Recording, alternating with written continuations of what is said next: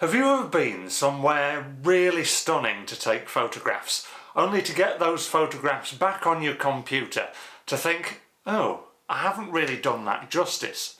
If you have, then stay tuned, because I'm going to give you some hints and tips of how to make things that are beautiful to the eye, beautiful to our cameras as well.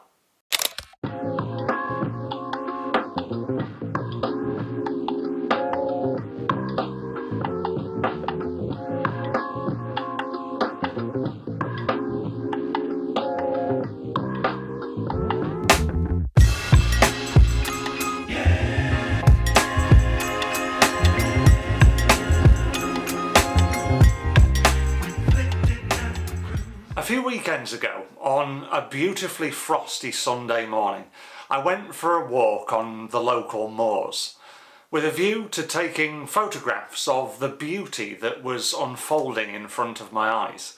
There was some lovely glowing orange light on the horizon, there was mist in the valley adding to the mood and atmosphere, and the paths were encrusted with ice and frost. It truly was a beautiful scene. But as photographers, when we see beauty, it is our job to translate that into a photograph.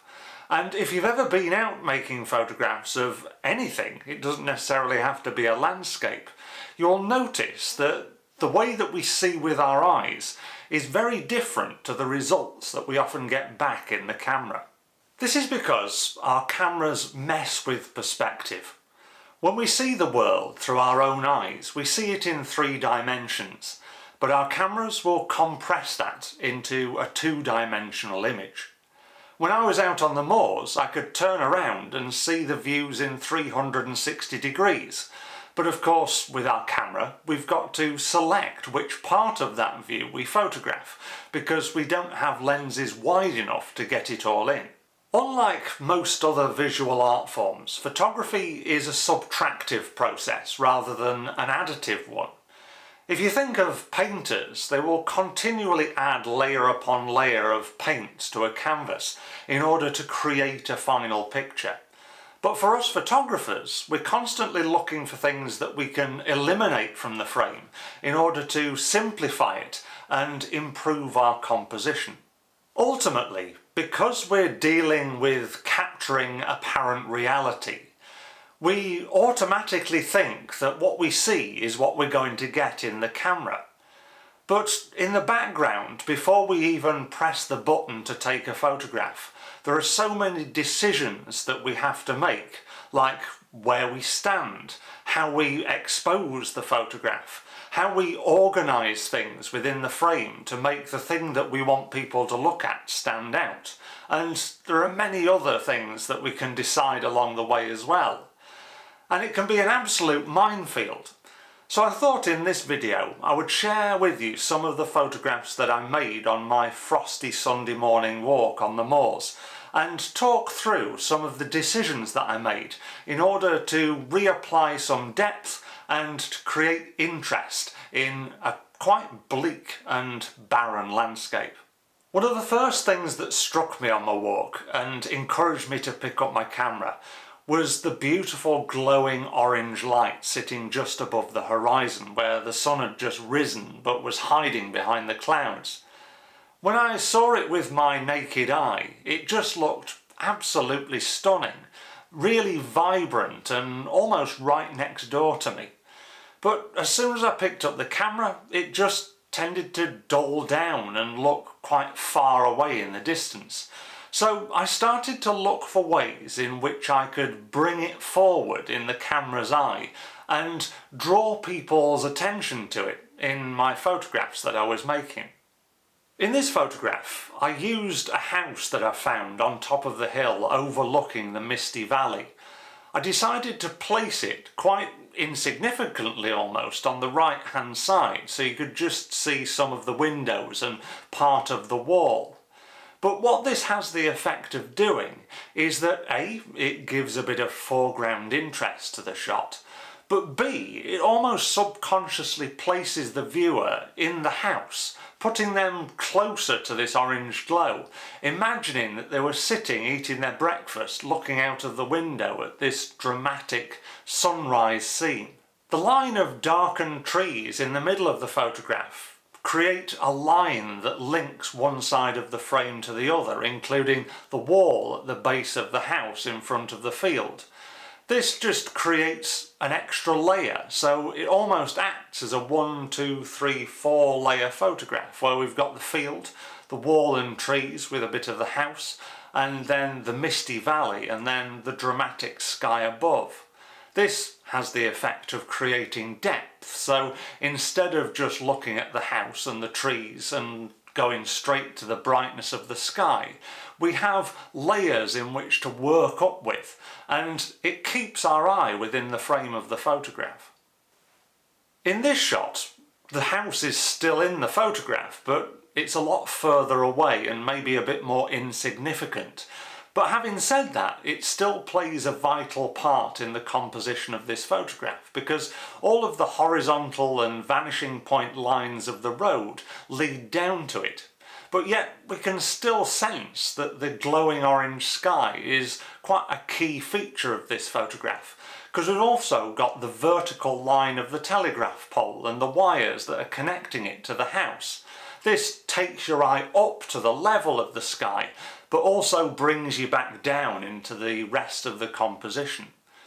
We've also got the mist, which is glowing white in the valley beyond, which is contrasting the house and the trees against the dark valley that we can see underneath the sky beyond the main focal point area of the picture. It's again got layers that we can work with, and the lines just draw us in to where hopefully you as viewers are looking at this photograph. As I got on top of the plateau of the moor, the sky did seem to pale into insignificance a little bit more, simply because there wasn't the foreground elements that were needed to create that depth and ultimately visually bring the sky closer in that perspective. So at this situation, I decided to turn my eye to the bleakness of my surroundings, trying to simplify what was in front of me. For this shot, we can still see that there's the line of light on the horizon, but of course I've turned this photograph black and white. The reason for that was that I just loved the contrast between the frost on the grass, the bracken that was dying off and sitting dormant in this wintry scene, the line of trees that sits across the centre of the frame, but then also the brooding sky beyond. I also liked the way that the path sort of disappeared to this vanishing point somewhere in those trees. It would have been an okay photograph if I hadn't have included the telegraph pole, but the reason that I included the telegraph pole is to take your eye up to the dramatic sky, but then bring it back down again as well, circulating the eye round the frame rather than it just ending at the vanishing point and thinking, well, where do I look now? It creates this triangle within the frame where we follow it from corner to corner and ultimately never have to leave visually. Right on the top of the moor, there's this beautiful black hut, which I've photographed many times before, and quite frankly, I couldn't resist photographing it again. As you can see with this one, I've decided to go with colour again, because I think that line of the orange light is once again emphasised because we've got this subject within the frame that is giving us an extra layer of depth and consequently flattening the perspective a bit in terms of the light, bringing it closer to us and becoming more evident within the shot. I've also decided to go for a letterbox crop to show off the extent of the orange light and the vast bleakness of the landscape where I was walking. I've also used the angle of the hut itself with the lines to provide depth and lead you into the shot to then follow the track which leads on to the horizon. And the black dark gable end of the hut creates that height that we can look at and think, well, yes, there's height to this photograph, even though it is a letterbox crop. And we're creating that triangular effect again, even though this isn't as evident as it was in the last photograph, where we're following the line of the shed down towards the horizon line, but then following the dark line of the moorland back into where we need people to look at, which of course is the focal point of the hut. So although it's a very simple photograph, it's keeping people's interest, but also creating that feeling of mood, of drama, of isolation and of bleakness. A little bit further on my walk, I came across a little reservoir on the moor, and just off this reservoir was a runoff stream that was creating some absolutely spectacular icicles on the grass that was hanging over the water as it ran by. I took a few photographs here, and I think this is a really good example of how composition can absolutely make or break a photograph. This first photograph shows the stream going from one side of the photograph to the other, and the ice crystals forming on the grass as it flows past them and splashes onto them. And yes, we've got a direction of view from one side of the photograph to the other, and we can see the detail within the ice crystals. But for me, a shot like this is just lacking in a bit of interest. Because the water was moving quite quickly, even though it slowed down slightly, my eye is still rushing from one side of the photograph to the other, without pausing too much in between, even though the interest is there in the icicles. In this photograph, we've changed the dynamic. Instead of a horizontal line, we've got diagonal lines. And what diagonal lines do in photographs is, first of all, they create a bit of dynamism and movement, but they also slow us down. Instead of going from one side of a photograph to the other really quickly, we start to separate this photograph out into separate elements. So we've got the element of the water coming down the steps on the right-hand side, which is also contrasted tonally against the ice crystals that run down the centre of the photograph, following that diagonal line. But then we've also got the triangle of detail of the frost on the bracken and the grass on the left. So ultimately here we are compartmentalising the frame into three different sections. And instead of our eye rushing from one side of the frame to the other, we start to look more into the detail of each part of this photograph. Our eye follows the line diagonally from corner to corner rather than from side to side, and it just creates a bit more order and therefore interest in the photograph. And once again, like the previous photographs that we've looked at, it encourages the viewer to stop and look at this photograph for a while, rather than following a line really quickly and then moving on. As I started to wander down off the moor, my eye was being drawn more to the contrast of the landscape that surrounded me. The glowing orange light above the horizon was dissipating as we headed more and more towards midday, which was then emphasising the whiteness of the mist in the valley, which was contrasting with the dark trees and the dead bracken and grasses on top of the moor, which in turn was contrasting with the frosty surface. Now, I must admit, I'm always drawn to very simple scenes, and I quite like this photograph as it is, with your eye following the line of the path over towards the edge of the precipice, where it's then greeted with this mist and vast valley beyond, and a quite moody sky with that slight orange glow just about still showing.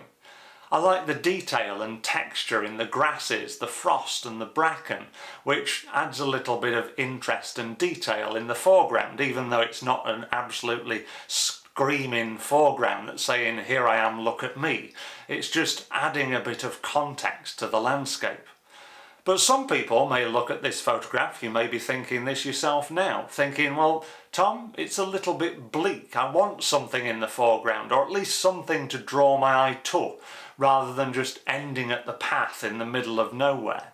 Now, some would argue that this is a stronger version of that photograph because we've got a clear focal point. We've got two dog walkers standing on the horizon, And beyond them, we've got the simplicity of the white mist and the contrast of the trees on the hills in the background, giving a bit of drama and contrast and mood. We've also got a bit more emphasis on that orange glow in the sky because, once again, we're flattening that perspective a little bit with that focal point. We've still got the textured details in the heather and the frost on the path, and the path itself is leading us right to that focal point of the people on the horizon. Now, people are usually really good focal points in photographs if you want to use them. Sometimes they can be really annoying if you don't want to use them, because as humans we're always drawn to other human activity. So even if a person in your photograph is absolutely tiny and you've got a massive focal point, then people's eye will tend to go to the person more, because that's just naturally what we're drawn to. I suppose you would call this photograph a bit of a compromise between the two of the last ones that we've seen. We've got the depth because we've got the interest in the rocks in the foreground and the cliff, which is acting as a focal point. We've got the white mist in the valley and the contrast with the trees, and we've still got that texture with the frost and the bracken and the heather and the grass in the foreground. But notice that the line of orange light is becoming insignificant again, because there's nothing drawing us up to the sky. So our eye is focusing more on the foreground than it is anywhere else. And because the rocks don't really act as a really strong line, they're not really taking us too far into the photograph. So we're having to jump from layer to layer. I do like this photograph as a composition. I'm not necessarily going to bin it, but I do feel that the others are stronger due to the elements that we've discussed and the decisions that I made when making them. As I was coming to the end of my walk, I walked through a series of gorse bushes. Now, I love gorse, not because it's prickly and annoying when you walk through it, of course, but because it flowers all year round. It just adds a splash of colour even to a bleak winter's day as I was walking on the moor on this particular Sunday morning. I just wanted to share with you two ways of photographing this sort of scene. Firstly, just going into the detail, using a shallow depth of field, concentrating on the textures of the frost on the spines of the gorse bushes. I think the layers are still here because the depth of field is allowing us that, and our eyes are still being drawn to a focal point because what we want people to focus on is obviously the bit in focus, and the background, which is continuing on, is falling out of focus, so we can still see the context of the gorse bush, but our eye is constantly being drawn to that focal point in the middle of the frost and the spines themselves. In contrast to that, I just wanted to show off a bit more context of the landscape around these gorse bushes. Here you can see I've included two of them on either side of the path, so our eye is led through the path towards the tree and the top of the house on the horizon in the background. And in this photograph we also draw in some of that yellow colour of the flowers as well. We've got the contrast in light with the frost illuminating the bush on the left and the darkness where the frost hasn't caught on the bush on the right. So we've, again, a bit like the photograph of the stream and the icicles earlier on, we've got three different sections to this photograph which helps us to navigate through them and again stop the eye from moving away too quickly, keeping the interest within the frame. Now, I'm not saying that there's a right way or a wrong way, that the first photograph of the close-up is better than this one or vice versa. It just all comes down to that process of decision making on the day and being drawn by the moment. What are our eyes being drawn to? And it's from there that we start to make these decisions about how we formulate our photographs. Having gone through those photographs, hopefully I haven't confused you too much, and you may now be thinking, well, this whole photography thing is an absolute minefield if I've got to think about that every time I make a photograph. But what we must do is just trust our instincts, rely on what our eye is drawn to, and then try and work backwards from that point. I'm really interested in that, so how now can I make this into a photograph that works visually? And if you think of elements of depth, height and perspective, then you're definitely on the right track. All you've got to do is get out there and practice. So I hope that's given you an insight into the photographer's mind and the decisions that we make when we're out and about taking photographs in the field. If you have liked it, then please give it a thumbs up. It helps me to disseminate this with more people like you to help them improve their photography skills. And also subscribe to the Yorkshire Photo Walks YouTube channel if you haven't done so already for more content like this. I'd love to also hear your comments about the decisions you make when you're out and about with your camera, so please share those with me in the section below. If you'd like to learn practically in locations across Yorkshire that are both unique and inspirational, then check out yorkshirephotowalks.com for our latest schedule, and follow Yorkshire Photo Walks on Facebook and Instagram by following @PhotoWalksYorks. Until the next video, I look forward to seeing you very soon, but for now, it's goodbye from me.